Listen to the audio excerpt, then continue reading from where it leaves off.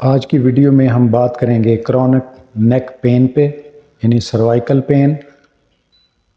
Neck pain पे बात करने से पहले हम नेक यानी गर्दन की एनाटमी जानेंगे कि गर्दन में क्या कहाँ पर मौजूद है। बाहर की तरफ हमें गर्दन पे स्किन नज़र आती है और स्किन के अंदर वाली साइड पे मसल्स, लिगामेंट्स, टेंडन्स होते हैं और इन मसल्स के दरमियान में वर्टिब्रल कॉलम है। वर्टिब्रल कॉलम वर्टिब्रास यानी मोहरों से मिलकर बना होता है, जिसे उर्दू में रीढ़ की हड्डी भी कहते हैं। ये 31 मोहरों से मिलकर बनता है वर्टिब्रल कॉलम। लेकिन बात तो हम करेंगे नेक की। ये इतना सा सेगमेंट यानी गर्दन का सेगमेंट जो है वो 7 मोहरों से मिलकर बना होता है। ये 7 मोहरे, 7 वर्टिब्रास यानी 7 मोहरे गर्दन के, इनको हम लेबल करते हैं C1, पहला मोहरा C1, फिर C2, C3, C4, C6 और C7। वर्टिब्रल कॉलम के अंदर एक नाली होती है जिसे वर्टिब्रल कैनाल कहते हैं। इस वर्टिब्रल कैनाल के अंदर स्पाइनल कॉर्ड होता है। स्पाइनल कॉर्ड को उर्दू में हराम मगज़ भी कहते हैं। स्पाइनल कॉर्ड दिमाग से शुरू होता है और ये रीढ़ की हड्डी के दरमियान वाली नाली में मौजूद होता है। इसकी लंबाई 18 इंच होती है और इसी स्पाइनल कॉर्ड से स्पाइनल नर्व्स निकलती हैं जिनके 8 जोड़े होते हैं और ये हमारे अपर बॉडी को नर्व सप्लाई देते हैं। तो हर 2 वर्टिब्रा, हर 2 मोहरों के दरमियान एक प्लेट होती है जिसे इंटरवर्टिब्रल डिस्क या स्पाइनल डिस्क कहते हैं। यह रबड़ की तरह नरम होती है। इसके सेंटर में लिक्विड जैसा या जेली जैसा कुछ सबस्टेंस होता है। ये शॉक एब्जॉर्बर होती है। ये हमें झटके लगने से बचाती है ये डिस्क। तो ये तो थी गर्दन की एनाटमी। आइए अब हम बात करते हैं इसके मोहरे या हड्डियों के बारे में। हड्डियों में 3 किस्म के सेल्स बड़े इंपॉर्टेंट हैं। ये 3 सेल्स ऐसे सेल्स हैं जिनको हम एक कंस्ट्रक्शन कंपनी से तशबीह दे सकते हैं, मिसाल दे सकते हैं कि वो एक कंस्ट्रक्शन कंपनी की तरह काम करते हैं। इन सेल्स के नाम नंबर 1 ऑस्टियोसाइट्स, नंबर 2 ऑस्टियोक्लाट्स और नंबर 3 ऑस्टियोब्लास्ट्स। ये कंस्ट्रक्शन कंपनी की तरह हड्डियों में काम करते हैं। हड्डी में जहाँ कहीं बोन पे प्रेशर आता है, टेंशन होती है, बोन डैमेज होती है, ये बोन ओल्ड हो जाती है, पुरानी हो जाती है, हड्डी नकारा हो जाती है, तो ऑस्टियोसाइट सेल रिस्पॉन्ड करते हैं। केमिकल रिएक्शन होता है और फिर ये अलर्ट करते हैं दूसरे 2 किस्म के सेल्स को जिनको ऑस्टियोक्लास्ट और ऑस्टियोब्लास्ट कहते हैं। उनको अलर्ट कर देते हैं और ये वाले 2 सेल ऑस्टियोक्लास्ट और ऑस्टियोब्लास्ट, ये 2 सेल कंस्ट्रक्शन करते हैं। सबसे पहले अलर्ट होता है ऑस्टियोक्लास्ट।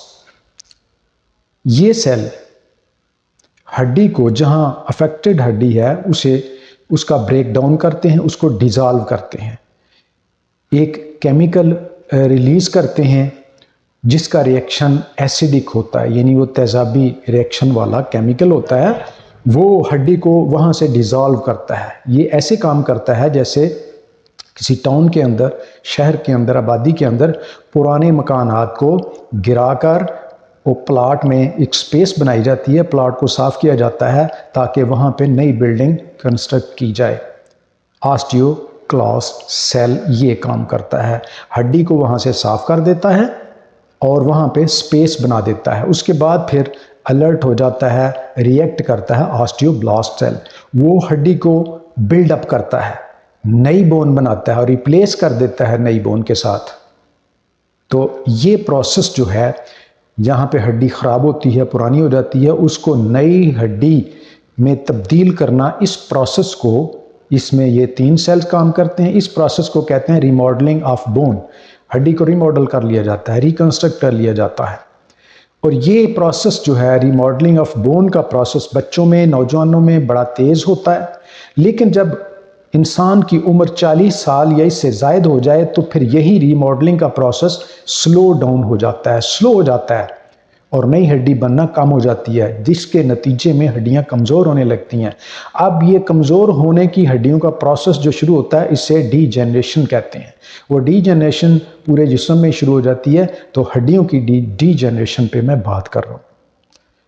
तो यहाँ तक आप समझ चुके हैं कि हड्डियों में है रिकंस्ट्रक्शन, ये रीमॉडलिंग कैसे होती है, और फिर रीमॉडलिंग का प्रोसेस जो है वो कमज़ोर होता है, तो फिर उसके बाद डीजेनरेशन का प्रोसेस शुरू हो जाता है। आइए अब हम बात करते हैं सर्वाइकल की।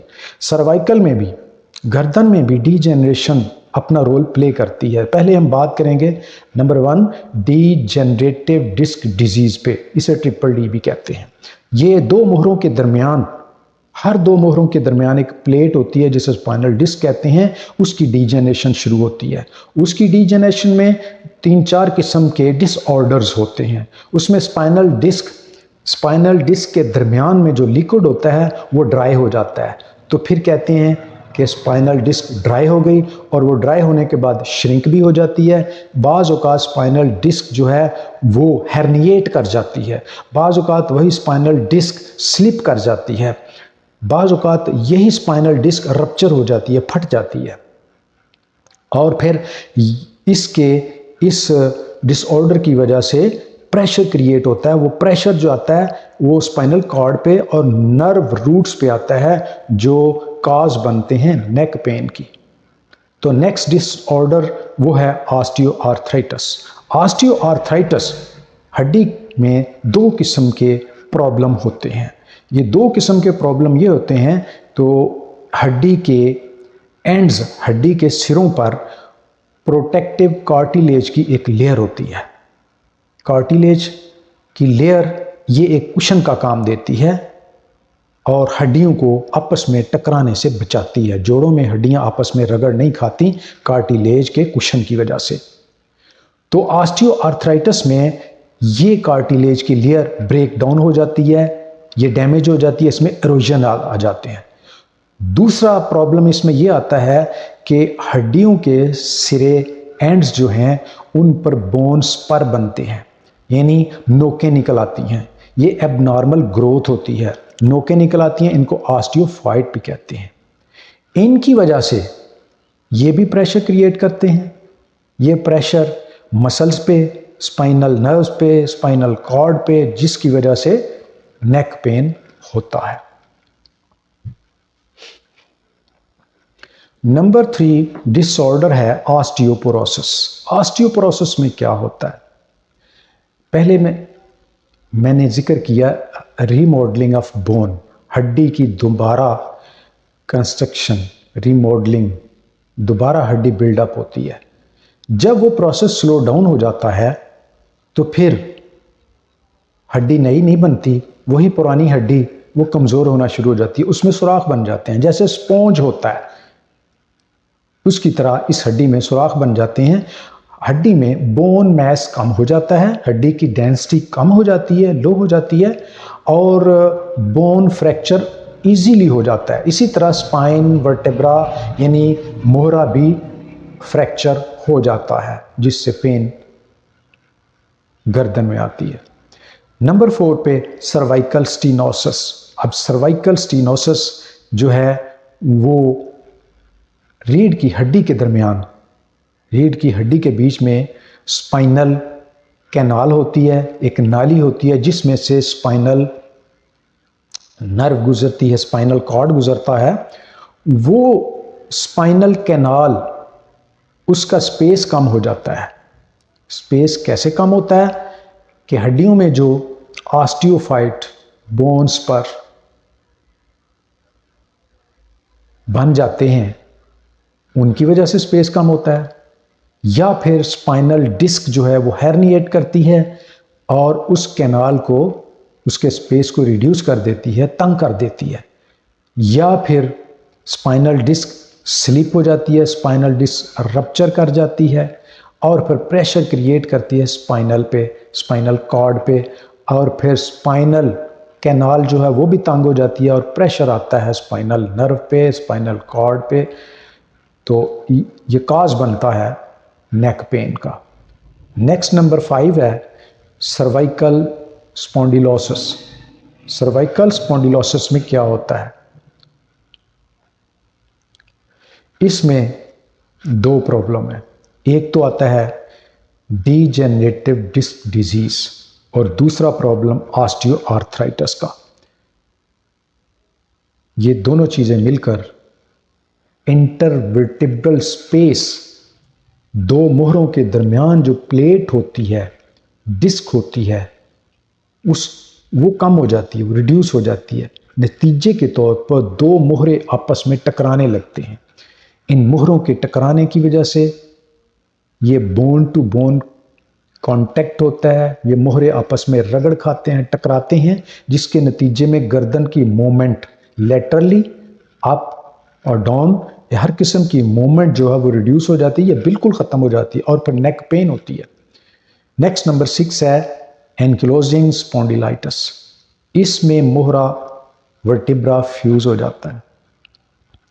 तो इसके ट्रीटमेंट के लिए सबसे पहले ज़रूरी है कि डायग्नोज किया जाए कि नेक के अंदर कौन सा प्रॉब्लम है, कौन सा डिसऑर्डर है, कौन सी बीमारी है, उसको डिफ्रेंशिएट किया जाए दूसरी बीमारियों से, सही डायग्नोज किया जाए और डिफरेंशियल डायग्नोज बनाया जाए। डिफरेंशियल डायग्नोसिस के लिए टेस्ट ज़रूरी हैं। टेस्ट कौन से कराएंगे? इसके लिए ब्लड टेस्ट होगा ताकि इन्फेक्शन जो है उसको डायग्नोज किया जा सके, इन्फेक्शन है या नहीं है। दूसरे नंबर पे एक्सरे है, तीसरे नंबर पे सीटी स्कैन और फिर एमआरआई।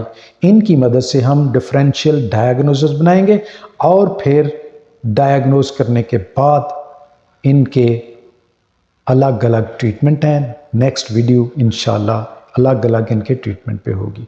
इंतज़ार कीजिए अगली वीडियो।